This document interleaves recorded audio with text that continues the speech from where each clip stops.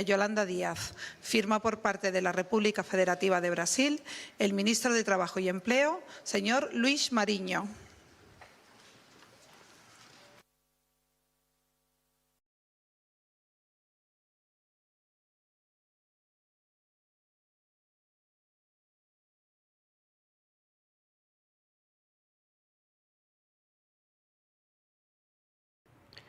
O ministro Marinho do Trabalho assina neste momento um acordo de cooperação entre o Ministério do Trabalho e Emprego do Brasil e o Ministério do Trabalho e Economia Social da Espanha.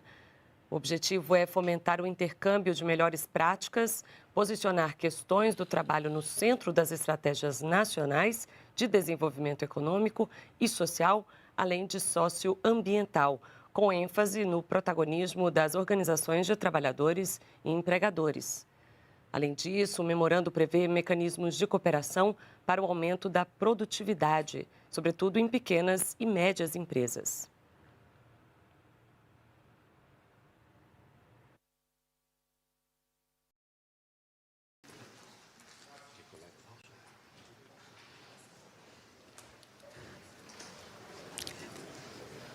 Carta de intenciones entre el Ministerio de Ciencia, Tecnología e Innovación de la República Federativa de Brasil, el Ministerio de Ciencia e Innovación del Reino de España, la Financiadora de Estudios y Proyectos de la República Federativa de Brasil y el Centro para el Desarrollo Tecnológico y la Innovación del Reino de España. Firman por parte del Reino de España la ministra de Ciencia e Innovación, doña Diana Morant, la presidenta del Centro para el Desarrollo Tecnológico y la Innovación, doña Teresa Riesgo.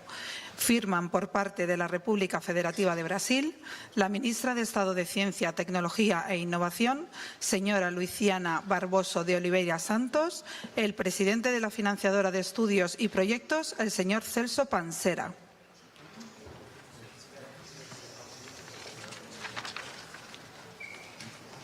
Agora, o acordo assinado na área de pesquisa científica, uma carta de intenções para a coordenação de projetos bilaterais de desenvolvimento e inovação tecnológica entre empresas brasileiras e espanholas.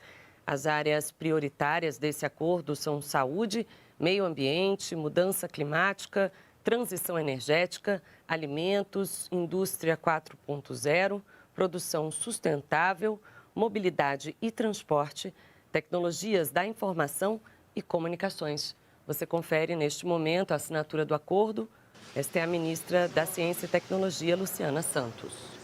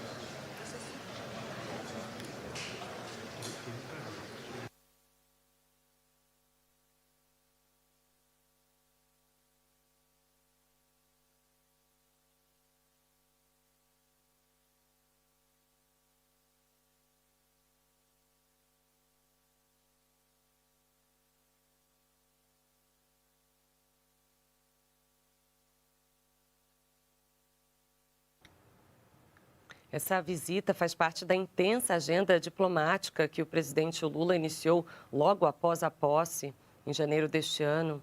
Lula já viajou para a Argentina, Uruguai, Estados Unidos, China, Emirados Árabes Unidos, Portugal e agora Espanha. A Espanha é o segundo principal investidor estrangeiro no Brasil, atrás apenas dos Estados Unidos.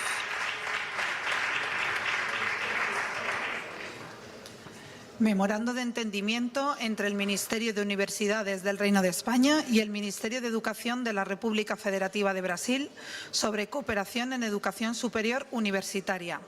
Firma por parte del Reino de España el ministro de Universidades, don Joan Subirats. Firma por parte de la República Federativa de Brasil el ministro de Educación, señor Camilo Santana.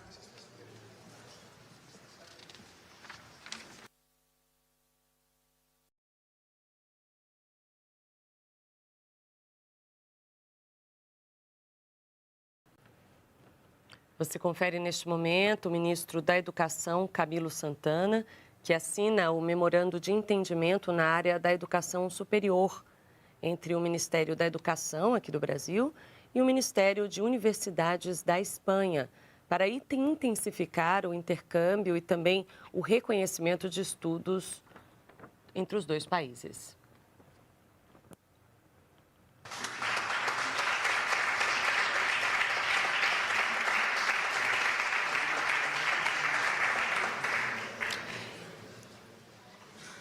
El acto ha finalizado. Muchas gracias por su asistencia.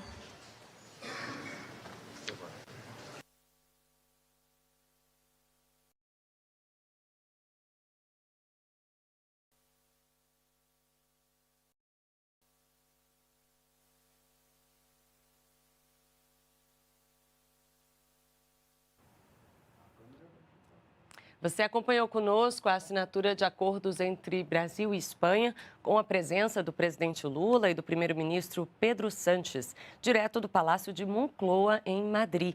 Logo mais, o presidente vai se encontrar com o rei da Espanha, Felipe VI, para um almoço no Palácio. Diminuem frente aos desafios, às questões ambientais, à questão também ao unilateralismo, que é algo suicida e que nos faz ter essa urgência em trabalhar com as questões climáticas. E por isso Brasil e Espanha compartilham dessa visão e também o presidente Lula nos trouxe conselhos sobre essa questão. E também nós estamos avançando para a questão de nossa eficiência, tanto energética quanto em saúde, e também falamos sobre o valor da civilização frente à barbárie e aos atentados contra o Estado democrático que aconteceram tanto em Washington como em Brasília. São várias questões que estão ligadas aos tempos atuais e que nos permitirão, com essas conversas, enfrentar esses desafios globais presentes. E por isso, nós da Espanha damos uma extrema importância a essa visita e a essa nova visão conjunta que é compartilhada a partir da assinatura desses atos e que nos ajudará nessa parceria estratégica entre nossos dois países. Então, por isso, nós queremos dar as boas-vindas a todas essas atividades que estarão em seguida, nos próximos meses, sob a nossa coordenação, o que nos fará avançar de forma muito estratégica. Eu gostaria de trazer algumas dessas dimensões. A primeira delas é a econômica.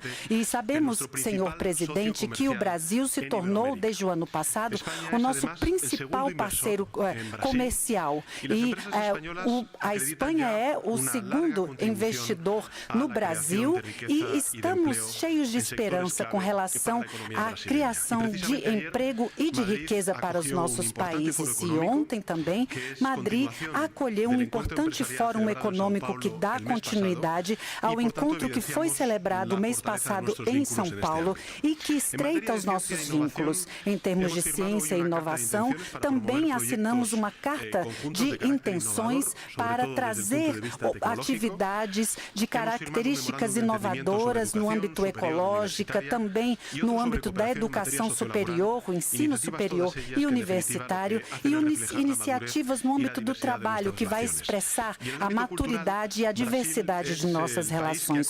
No âmbito cultural, Brasil acolhe um grande número, ou maior número mesmo, de institutos Cervantes no mundo. E por isso nós queremos implementar várias iniciativas, inclusive do ensino obrigatório do espanhol nas escolas brasileiras, além de outros assuntos bilaterais Espanha-Brasil, pois sabemos o potencial de crescimento entre União Europeia, América Latina e Caribe. Neste sentido, queremos reforçar, estreitar as relações e eu quero pessoalmente agradecer os esforços do presidente Lula, que vai participar da cúpula CELAC União Europeia, que acontecerá nos dias 17 e 18 de julho e que vai tratar de várias temáticas sobre essas parcerias estratégicas. Portanto, sem dúvida, o Brasil, como país, o maior país da comunidade latino-americana, tem um papel-chave a exercer. Além disso, como vocês sabem,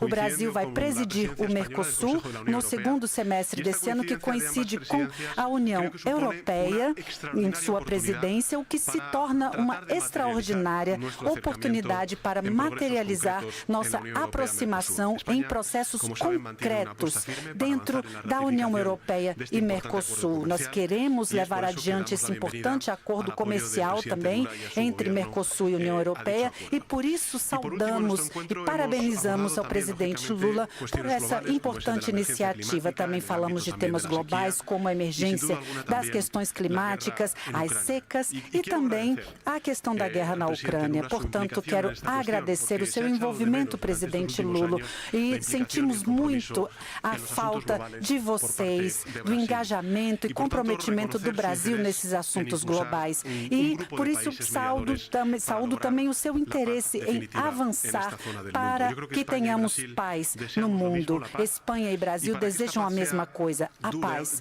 E para que essa paz seja justa e duradoura, é importante estarmos todos envolvidos. É importante que respeitemos os princípios fundamentais do direito internacional preconizados na Carta das Nações Unidas sobre a integridade territorial e também as regras existentes. Sabemos que nessa guerra há um agressor e um agredido. O agressor é Putin e o agredido é esse povo que busca lutar por sua liberdade e soberania nacional e seu território. Neste sentido, desde o princípio, a Espanha tem trabalhado para que exista uma paz justa, duradoura, e neste sentido eu quero agradecer o comprometimento do Brasil com relação a esses assuntos globais, a saber, neste sentido, a guerra da Ucrânia. E também estivemos conversando, pois se queremos uma paz justa e duradoura,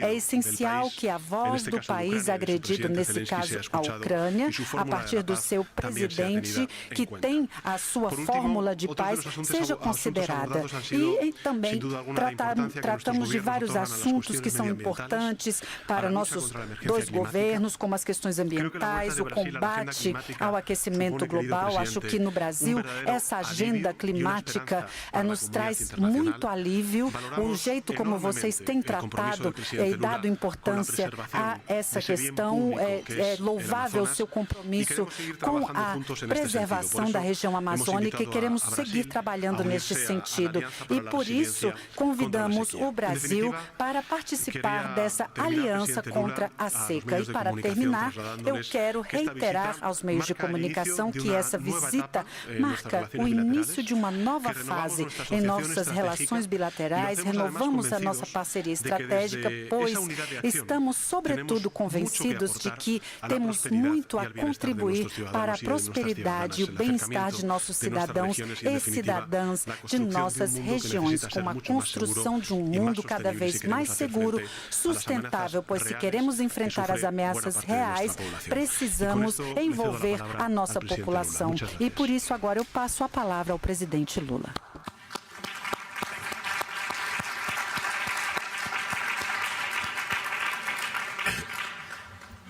Meu caro amigo Pedro Sánchez, presidente de governo da Espanha,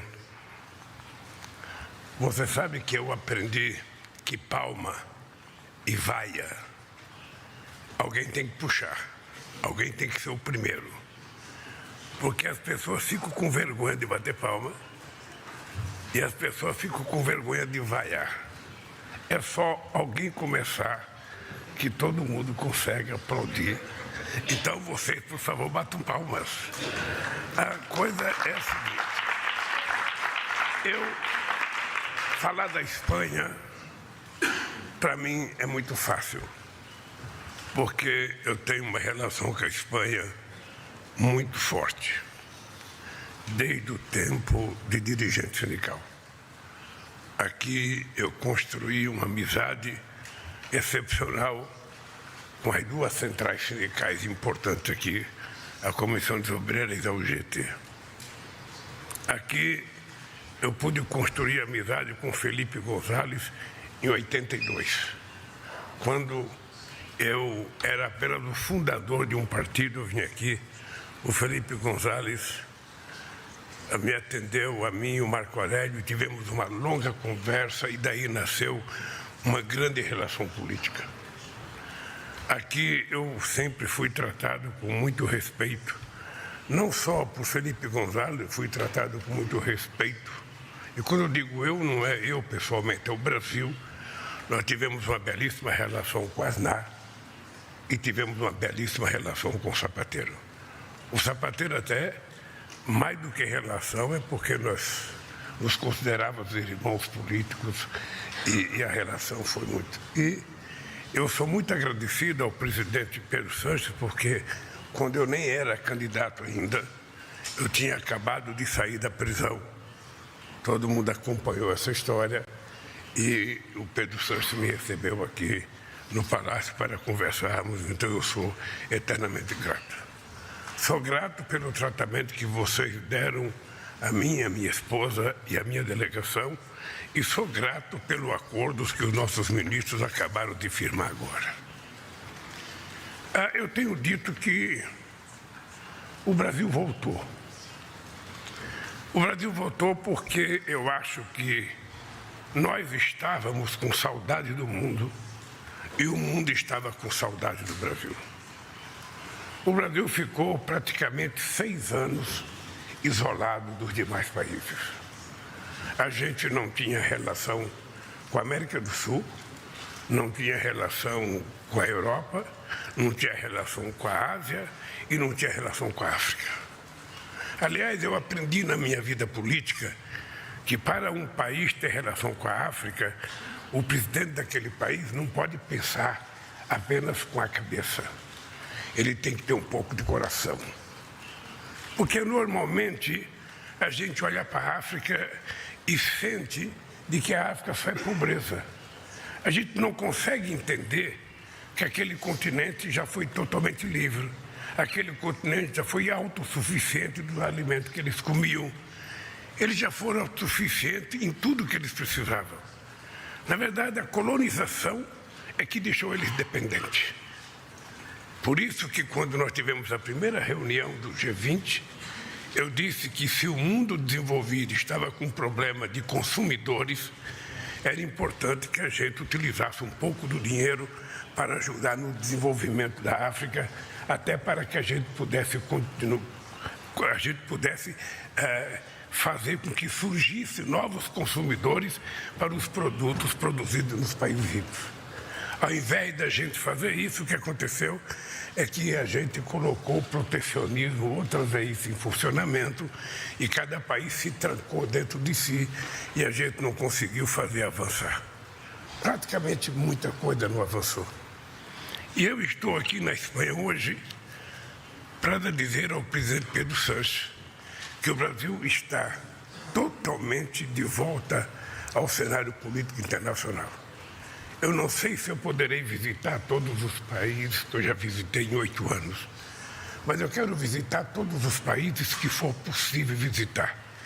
Eu já estive nos Estados Unidos, já estive na Argentina, já estive no Uruguai, já estive na China e conversei com o chanceler Olavo Scholz, conversei com Macron por telefone.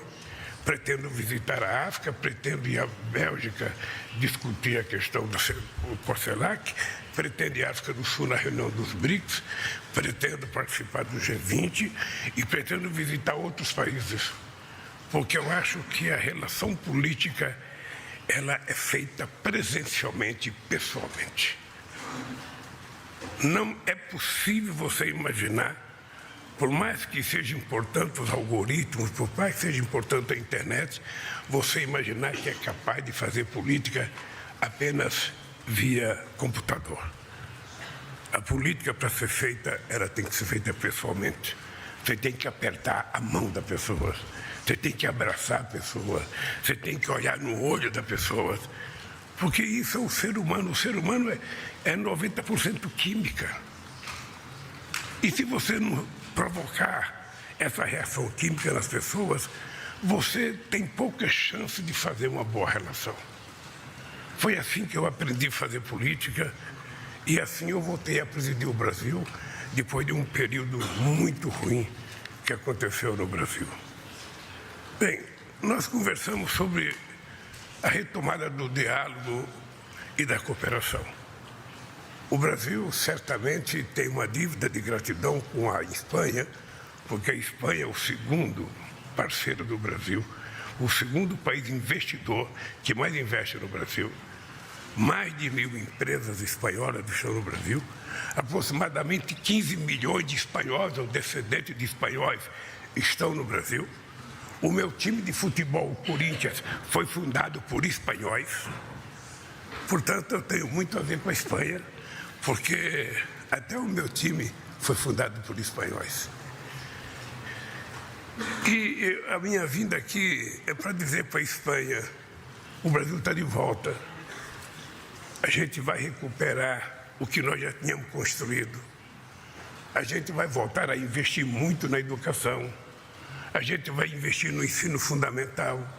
A gente vai investir na escola de tempo integral. A gente vai investir nas universidades. A gente vai investir em pesquisa. A gente vai cuidar da questão do clima com responsabilidade.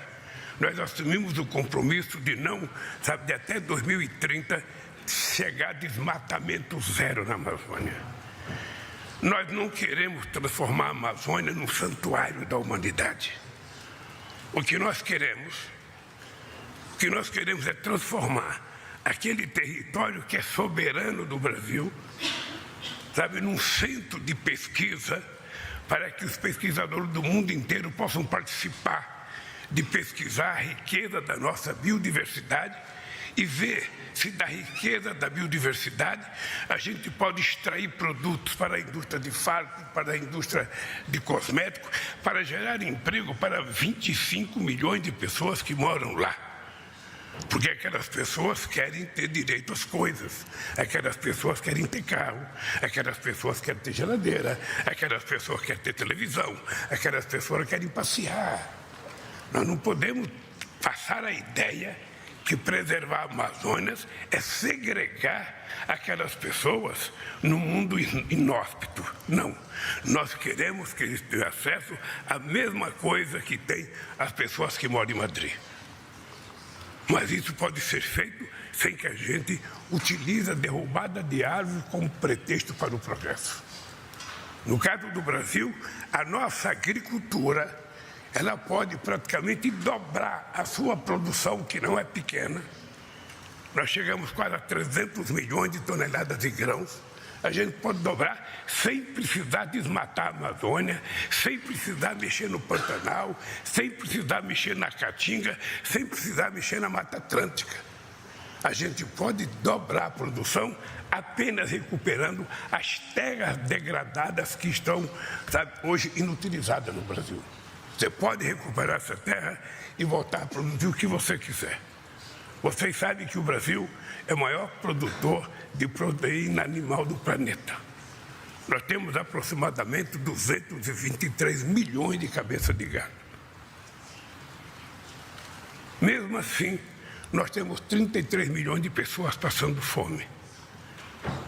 Fome que nós tínhamos terminado em 2012. Em 2012, a ONU reconheceu que no Brasil não existia mais fome. Tudo aquilo que a gente construiu em 13 anos, a extrema-direita destruiu em apenas 4 anos. E nós agora estamos a construir. Só para ter ideia, presidente, nós tínhamos o maior programa de casa popular da história do Brasil. Muitas casas que estavam quase prontas foi simplesmente paralisada. Nós temos 14 mil obras paralisadas no Brasil. Só na educação nós temos 4 mil obras paralisadas. Simplesmente não fizeram nada. Só para vocês terem ideia, este ano, no setor de transporte, nós vamos investir mais do que o nosso ex-governo investiu em 4 anos. Porque nós estamos com uma obsessão. É preciso fazer a economia crescer, Porque somente a economia crescendo é que você pode gerar emprego, somente gerar emprego é que você pode distribuir renda, e somente distribuindo renda é que a gente vai acabar com a fome no nosso país. As políticas de compensação, como o Bolsa Família, a gente não quer que seja para sempre. A gente quer que o povo arrume emprego, trabalhe e depois que começar a receber salário, a própria pessoa entrega o seu cartão. Então nós queremos mostrar ao mundo outra vez que é possível acabar com a fome. A fome não é um fenômeno da natureza. A fome é um fenômeno da falta de responsabilidade dos governantes do planeta Terra. Todos os países poderão acabar com a fome se todos os países colocarem o pobre dentro do pressuposto, dentro do orçamento. Acontece que muitas vezes o pobre é esquecido. Você coloca a diplomacia, você coloca todas as pessoas organizadas da sociedade estão dentro do orçamento. Quem é que não está dentro do orçamento? As pessoas não organizadas. Quem são as pessoas não organizadas? São as pessoas mais pobres de cada país. Então, para nós é um compromisso de fé voltar a acabar com a fome no Brasil. Para nós é um compromisso de fé investir na educação, porque não existe, e eu tenho muito orgulho, Pedro Sanches, de ser o único presidente do Brasil que não tem o diploma universitário. O único da história do Brasil. E sou o presidente que mais fiz universidade na história do Brasil, que mais fiz escolas técnicas na história do Brasil. Porque mesmo não tendo o diploma universitário, e não precisa ter para compreender as coisas que são óbvias, não tem modelo de nenhum país que conseguiu se desenvolver, que conseguiu crescer, sem antes investir na educação. Não existe.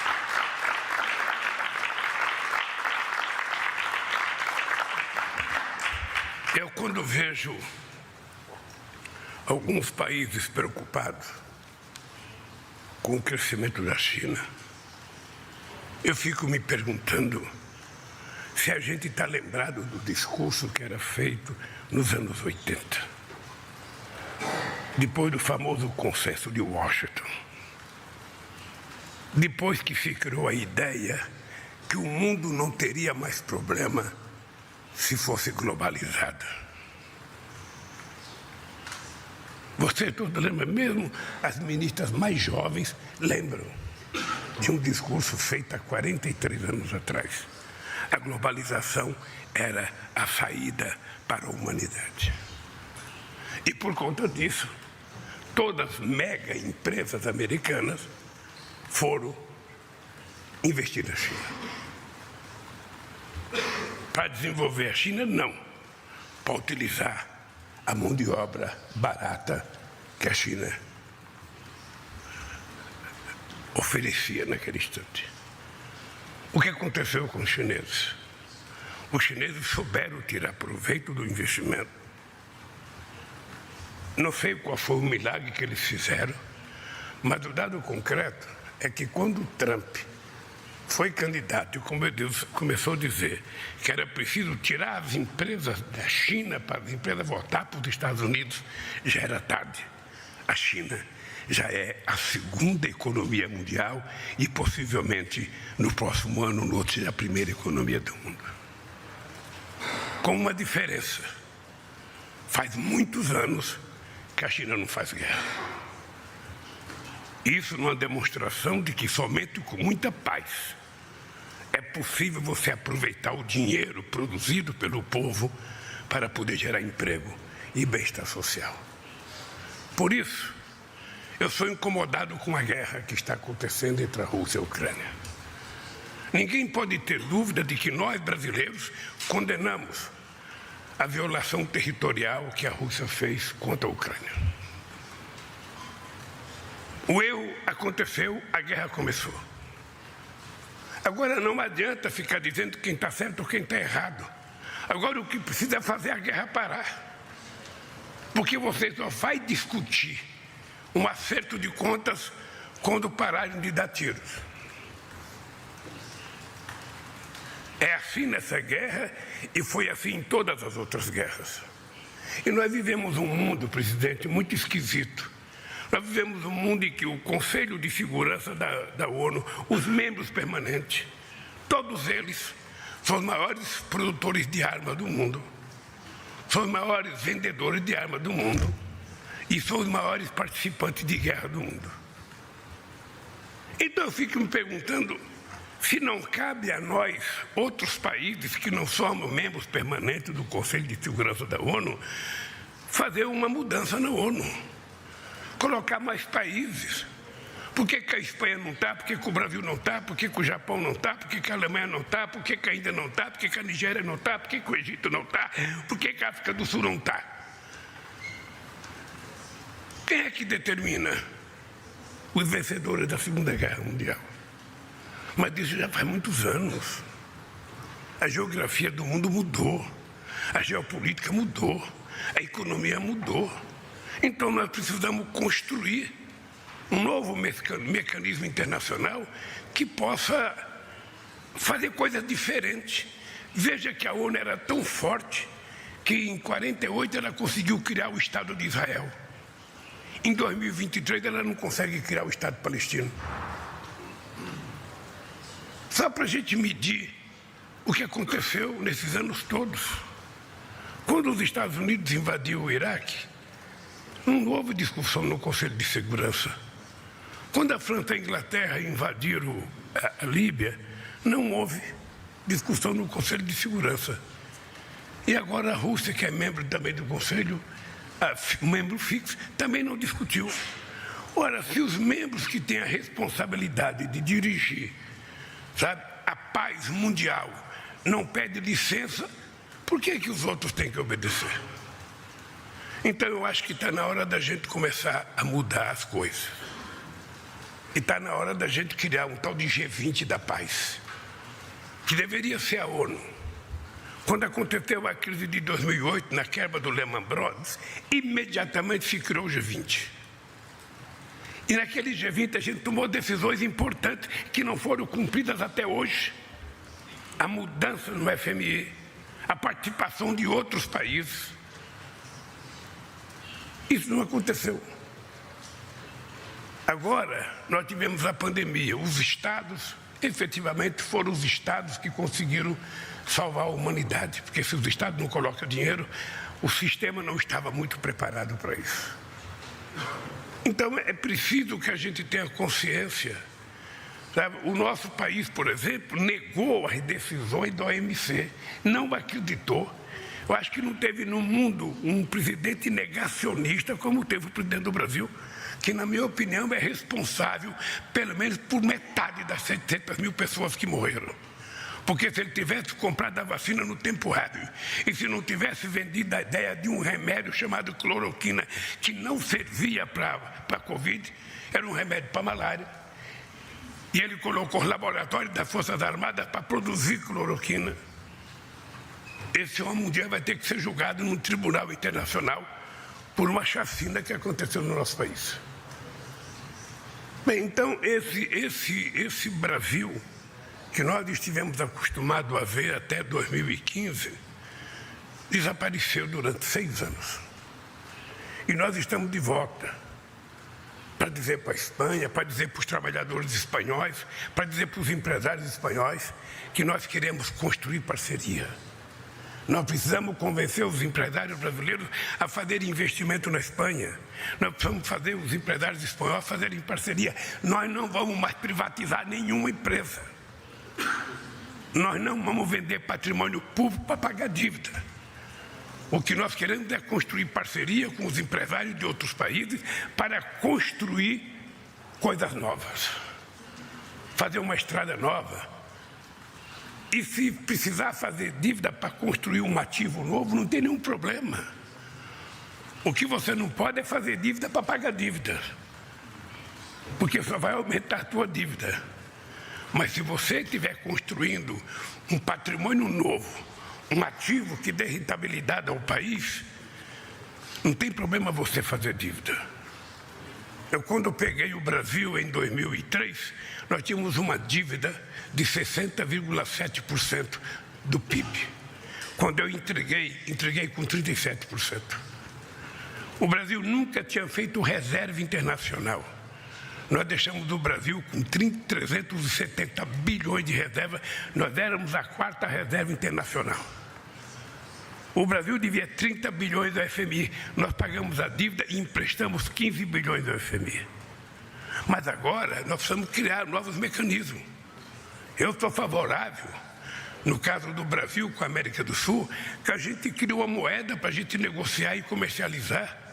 Eu estou favorável que a gente crie nos BRICS uma moeda de negociação entre nós e os nossos países, como os europeus criaram o euro. Não é possível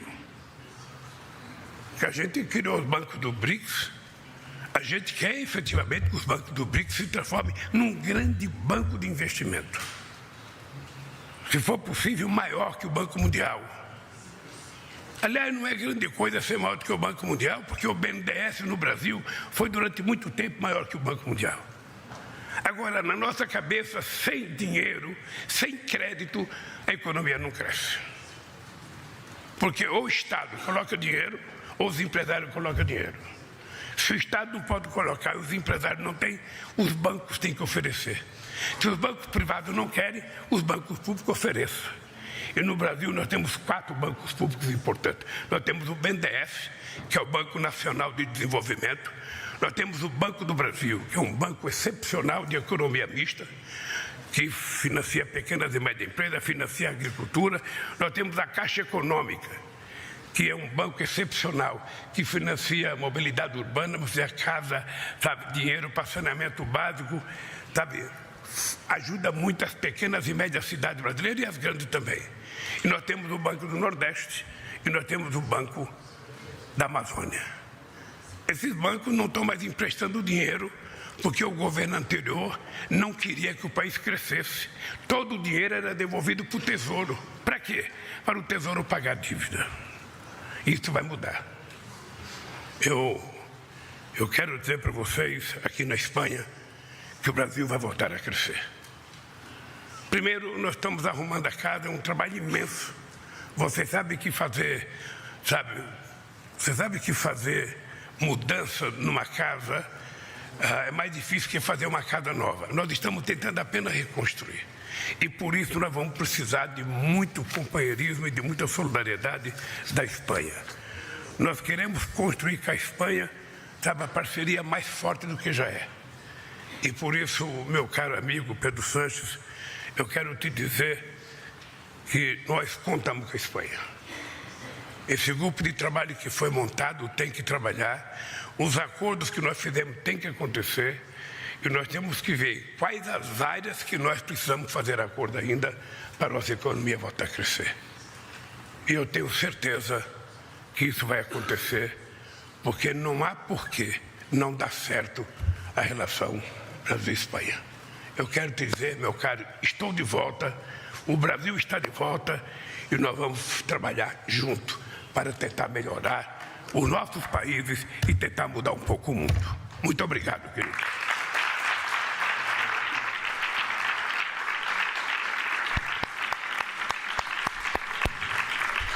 Bueno, pues vamos a dar comienzo a las preguntas de los medios de comunicación, directora.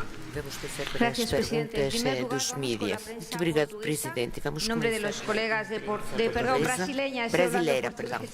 brasileira. Em nome da prensa brasileira, pergunta Bianca Rotier, de TV Globo. Bianca Rotier, da TV Globo. Sim, olá, meu nome é Bianca Rotier, eu sou correspondente na Europa da Globo e da Globo News, mas falo aqui, pergunto aqui em nome de todo o pool, em nome de todos os jornalistas brasileiros no Palácio Moncloa. Bom dia para o senhor presidente, buenos dias, presidente do governo espanhol.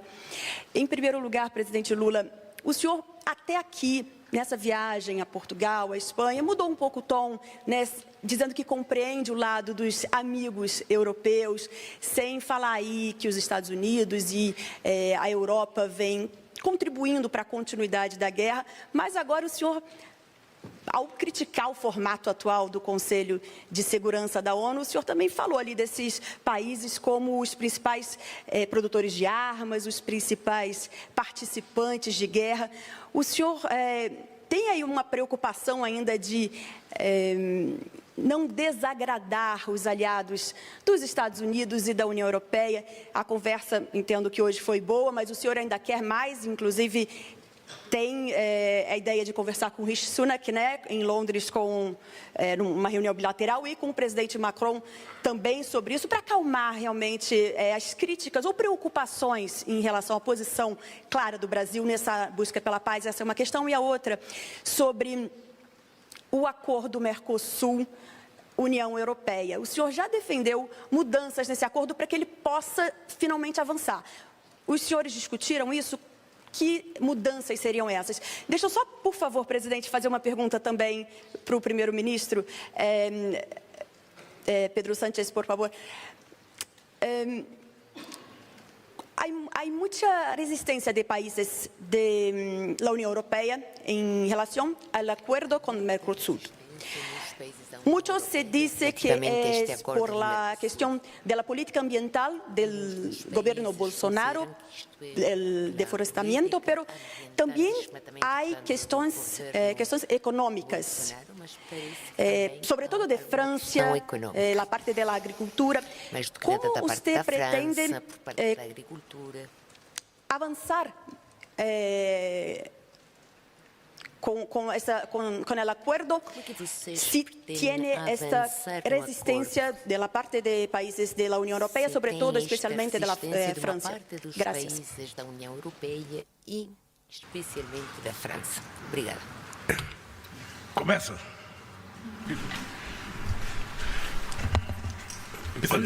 Pues, muchas gracias, Bianca, por su pregunta. Muito obrigado, Bianca, pela sua pergunta. Eu acho que a presidência espanhola do Conselho da União Europeia vai representar um quadro muito importante para as relações entre a América Latina e as Caraíbas e a União Europeia. Vamos ter a cimeira, portanto, entre a União Europeia e a CELAC, a primeira de 2015, que vai se celebrar em Bruxelas, não em Espanha, em Bruxelas. E, portanto, o nosso objetivo é criar um mecanismo de diálogo permanente entre as duas regiões para estreitar os laços entre os dois blocos. Acho que temos muitos interesses compartilhados, muitas coisas em comum, e a primeira coisa é que acho que podemos ser juntos mais fortes dentro das mudanças geopolíticas atuais. Podemos ser mais fortes se estamos mais juntos. E nesta estratégia de investimentos, de relações políticas, empresariais, etc. Eu acho que a Espanha e o Brasil partilhamos a base fundamental para que vamos construir. Para além destas cúpulas e outros encontros, temos o acordo do Mercosul. Há poucos elementos para não atingir um acordo, mas, para além do mais, estamos a pesar estes obstáculos e se conseguirmos contextualizar estes problemas num momento em que a Europa, o presidente Lula, vai falar em nome da sua região, eu acho que, se verdadeiramente temos uma oportunidade, esta oportunidade é agora. Porque a Europa agora precisa de aliados.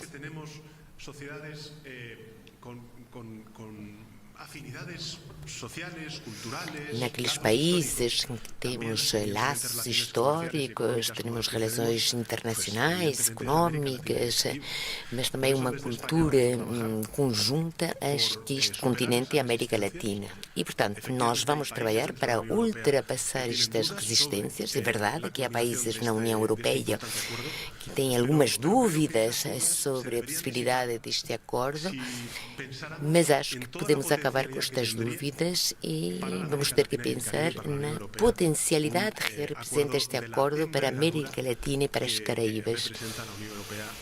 Este acordo é um acordo de grande envergadura e, portanto, vamos tentar colaborar. como vocês já sabem também, a política comercial é pedido que nós passamos, portanto, à União Europeia. São eles que negociam em nome dos 27 membros, mas acho que vamos ter também a nossa parte que dizer.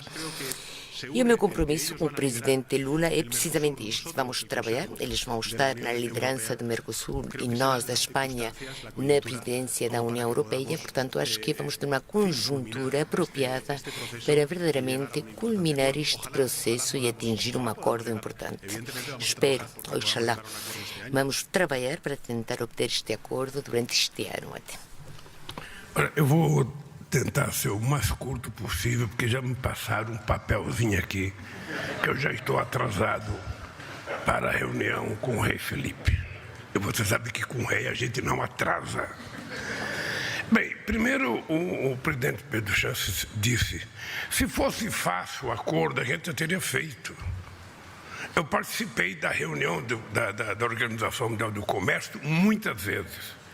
Nós, em 2008, quase chegamos a um acordo.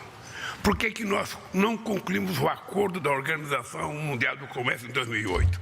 Primeiro, porque tinha eleição nos Estados Unidos. O Bush resolveu suspender até passar as eleições. E tinha eleição no estádio do negociador da Índia, que também pediu para suspender. Nós imaginávamos que quando o Obama voltasse, a gente ia voltar na Organização Mundial do Comércio e concluir. Nunca mais houve reunião da Organização Mundial do Comércio para finalizar o acordo. Então não é fácil, porque o acordo mexe com o interesse da sociedade. A Espanha, quando vai negociar, ela tem que saber os interesses dos produtores desse ramon delicioso que ela produz. Sabe, que não quer perder a primazia de ser o melhor. O Brasil também tem os seus interesses. Então é difícil. O que acontece? Eu acho que na proposta feita no governo anterior, ela é inaceitável por parte do Brasil, porque ela impõe punição. E nós não podemos aceitar. E eu acho que com o fato do presidente Pedro Sánchez assumir a presidência da União Europeia, a gente pode ter chance de fechar esse acordo.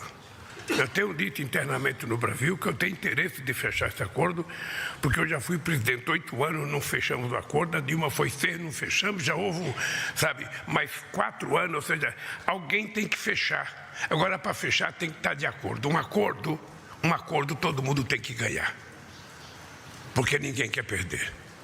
E nesse ganha-ganha é que a gente pode fazer um belo de um acordo. Tá? A segunda coisa, com relação à Ucrânia. Olha, você sabe perfeitamente bem que o Brasil, desde o começo, condenou a ocupação territorial da Ucrânia. O Brasil foi taxativo em condenar. Eu lamento que eu não era presidente na época, senão esse negócio da paz que eu estou falando hoje, eu tinha falado antes da guerra começar. Acontece que eu não era presidente, e quem não é presidente, sabe, não tem poder nenhum de intervir num conflito entre dois países. O que eu acho? Eu acho que não tem ninguém falando em paz no mundo. Não tem ninguém falando em paz, a não ser eu que estou gritando paz. Como se estivesse isolado no deserto. Eu já falei em paz com Biden, já falei com Olavo Schultz, já falei com Macron, fui conversar com o presidente Xi Jinping, falei hoje com o presidente Pedro e vamos ter uma conversa mais longa, falei com o presidente de Portugal e com o primeiro-ministro. É preciso encontrar um grupo de pessoas dispostas a encontrar um meio de parar a guerra. Porque quando parar a guerra, você sente em torno de uma mesa e você então estabelece o que vai acontecer na guerra. Por enquanto, você tem 2 países em conflito, cada um dizendo, eu não abro mão, o outro eu não abro mão. Eu sei que não é correto mostrar o exemplo, mas eu já fiz greve quando eu dizia 80% ou nada.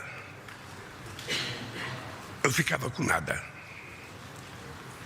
Então, a guerra está num estágio em que acho que está precisando de uma interferência de um grupo de países amigos que possam sentar e estabelecer uma regra.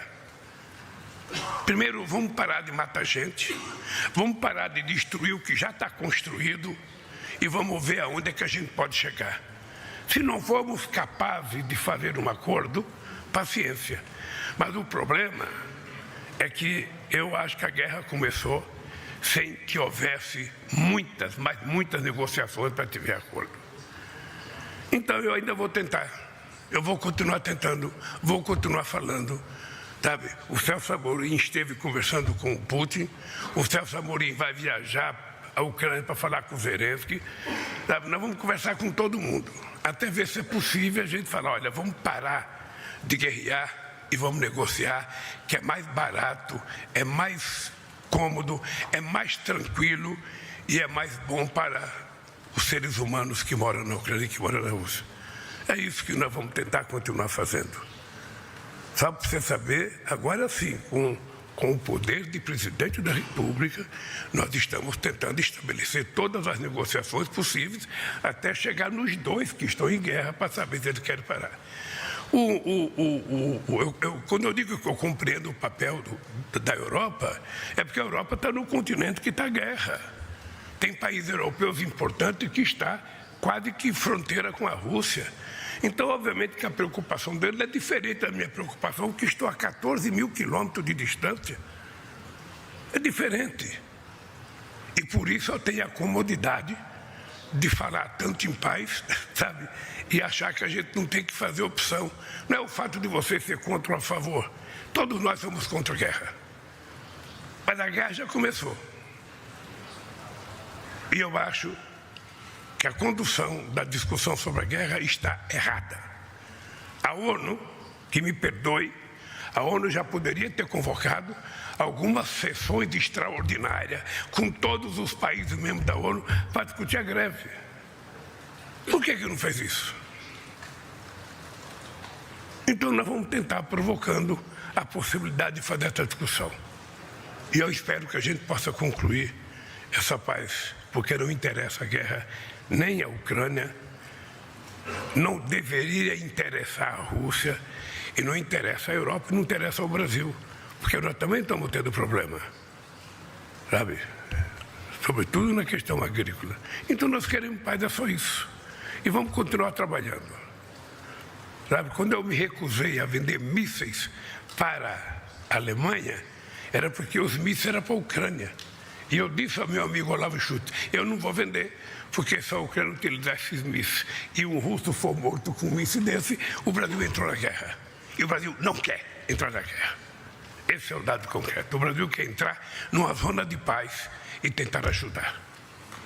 E vamos trabalhar para isso. É essa a posição do Brasil. Espero que fique definido de uma vez, porque em todo o país me pergunta a mesma coisa. Acabou? O rei está esperando. No, tenemos, presidente, una pregunta más a de los Carlos. medios españoles. Es Javi López, de 20 minutos. ¿Qué tal? Buenas tardes, soy Javier López de 20 minutos. Les hago las preguntas de los periodistas españoles. Vou colocar as perguntas dos jornalistas espanhóis. Primeiro, para o presidente Lula. Você fala de negociar, abrir a mão. Eu gostaria de saber se você considera que o Donbass é da Rússia ou da Ucrânia.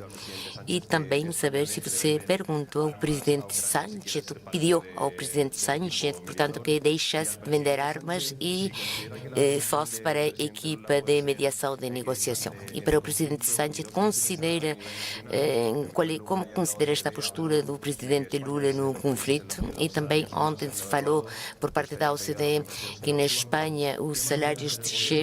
Você está a falar de que vão subir, mas o que mais pode fazer o governo? Estão a debater algumas ajudas ou alguma coisa que possam fazer também na comunidade de Valência? E habitação, poderia nos dar mais pormenores sobre aquilo que anunciou ontem no Senado sobre as novas habitações? Eu não entendi a pergunta feita para mim. Se o companheiro puder responder. Perguntar novamente, porque eu não entendi a pergunta.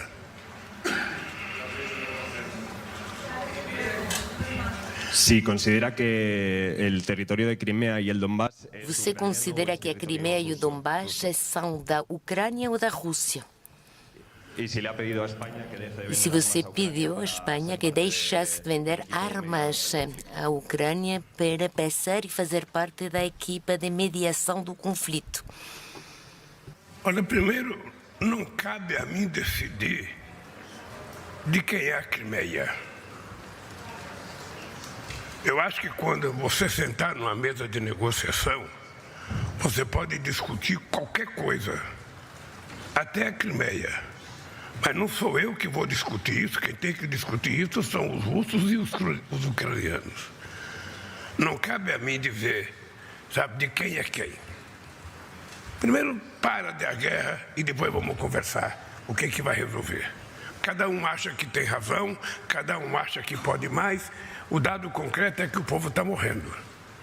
E só tem um jeito, é parar para fazer um acordo. Você tem que discutir a Crimeia, tem que discutir outro território da Ucrânia, tem que discutir a OTAN. Sabe? Não, tem muita coisa em jogo. A segunda coisa é que eu acho que a Espanha vai fazer o que a Espanha decidir fazer, sem que o Brasil tenha qualquer interferência. Se puder montar o time de paz e a Espanha quiser participar, eu, sinceramente, teria muito prazer em que a Espanha participasse. Mas o governo espanhol tem soberania suficiente para decidir aquilo que ele vai fazer no momento que quiser fazer. Eu não quero interferir em ninguém, eu só quero dizer que se a gente não tiver paz, essa guerra vai demorar para ter fim. E quero dizer mais, eu não sei o que pode acontecer com o prolongar dessa guerra. Não sei o que pode acontecer. Vocês sabem do que eu estou falando. Pode acontecer tudo, até uma desgraça maior. Então, enquanto a gente tem possibilidade, vamos trabalhar para ver se a gente evita isso. Muchas gracias, Javier, por sus preguntas. Telegráficamente, Muito obrigado, Javier, pelas suas perguntas. Muito rapidamente, porque o presidente Lula tem um apontamento com o nosso chefe de Estado. Você fez duas perguntas, primeiro sobre a posição do Brasil na Ucrânia, dois sobre habitação e terceira pergunta sobre os salários reais. E vou tentar responder muito rapidamente às três. Relativamente à posição do Brasil na Ucrânia, eu acho que, pronto, a sua posição foi dita pelo presidente Lula. O Brasil está de volta, o Brasil é uma potência mundial. Infelizmente não ouvimos a sua voz, a voz do Brasil durante muitos anos. A sua voz não esteve ativa na resolução de conflitos e nos desafios que nós temos. Ninguém poderia pensar que vamos poder resolver o desafio da emergência climática sem o compromisso do Brasil, por exemplo, para dar mais um exemplo. E, portanto, quando o presidente Lula está a pedir uma reforma do Conselho de Segurança das Nações Unidas, a minha interpretação é que eu acho que ele não está a pensar que não serve o sistema das Nações Unidas e o sistema das relações multilaterais. Eu acho que está a fazer isto porque ele acredita no multilateralismo para responder aos desafios globais que nós temos. E temos a emergência climática e temos também a guerra. E, portanto, se vamos para os fatos, o Brasil, na Assembleia Geral das Nações Unidas, sempre afirmou a sua condena rotunda à invasão da Ucrânia. E, portanto, sempre defendeu a integralidade territorial da Ucrânia. Pois podemos ter nuances, e tenho algumas nuances relativamente àquilo que foi dito pelo presidente do Brasil. Mas acho que o importante é, o Brasil está a defender a integridade territorial da Ucrânia e, portanto, está a defender a ordem internacional baseada nas regras. E segundo, o mais fundamental, é que vamos ter que trabalhar todos juntos. O Brasil está a pedir que trabalhemos todos juntos pela paz, para acabar com a hostilidade e respeitando a soberania nacional, para mim, do povo que está a ser agora agredido, que é a Ucrânia. E neste sentido, eu gostaria de transmitir ao presidente Lula que é muito importante o passo para a frente que deu o Brasil, como também acho que é muito importante que um ator global tenha apresentado um documento base. E acho que é muito importante que a comunidade internacional, todos os países, não apenas os europeus, que já pronunciamos a nossa posição de forma clara, mas que levemos em conta também qual é a forma de paz que está a pedir o país agredido, porque o primeiro que temos que ouvir em primeira pessoa a Ucrânia. E a partir daí, agradecer, e não poderia ser de outra forma, o compromisso do presidente Lula e do Brasil para ficar ativos e para participar como potência global que eles são para resolver os vários desafios a que nos enfrentamos, o conjunto da humanidade se enfrenta. 2. Salários.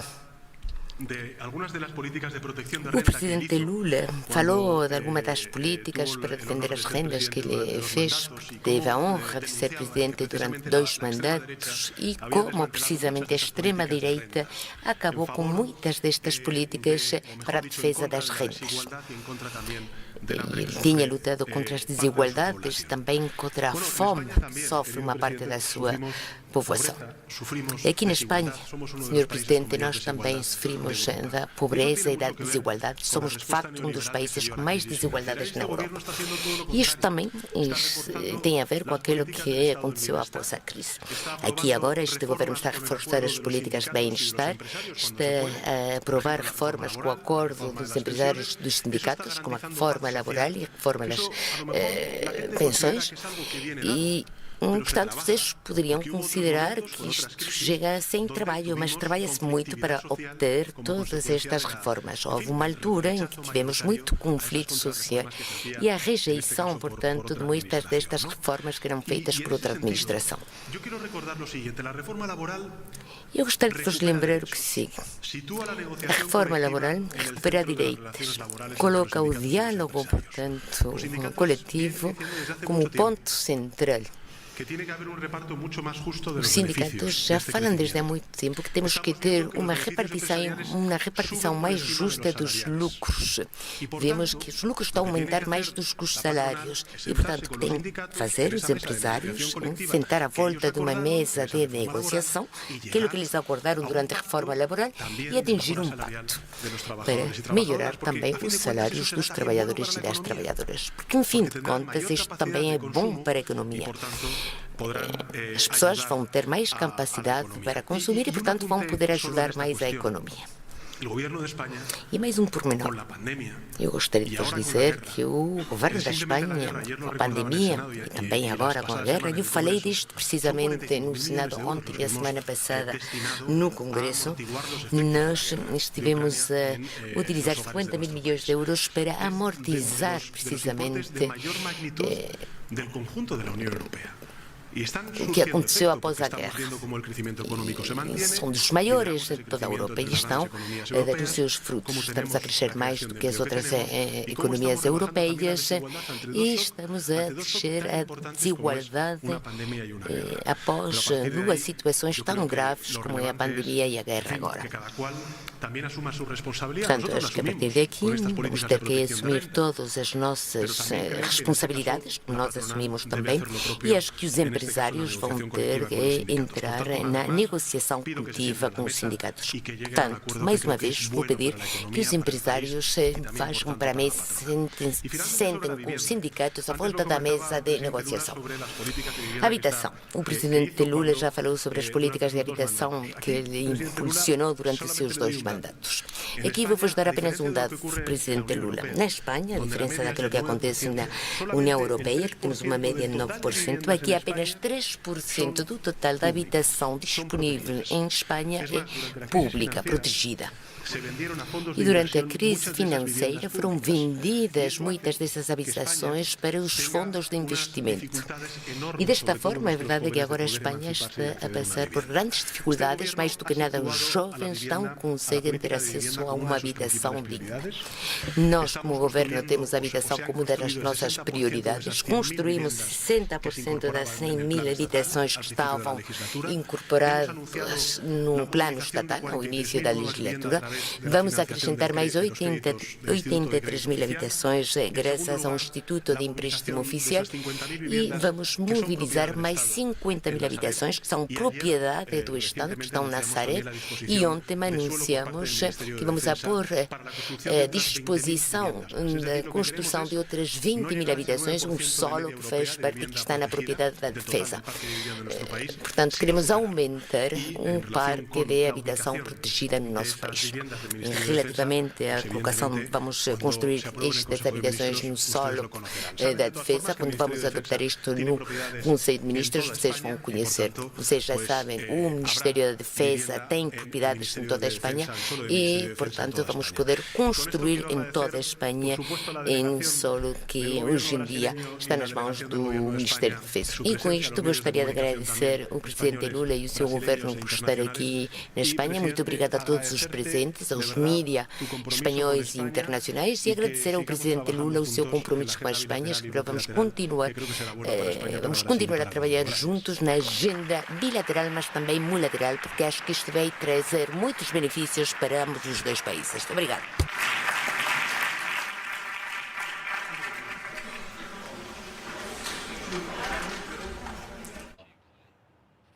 Esta foi a declaração à imprensa do primeiro-ministro espanhol Pedro Sánchez e do presidente Lula, que está em viagem oficial à Espanha.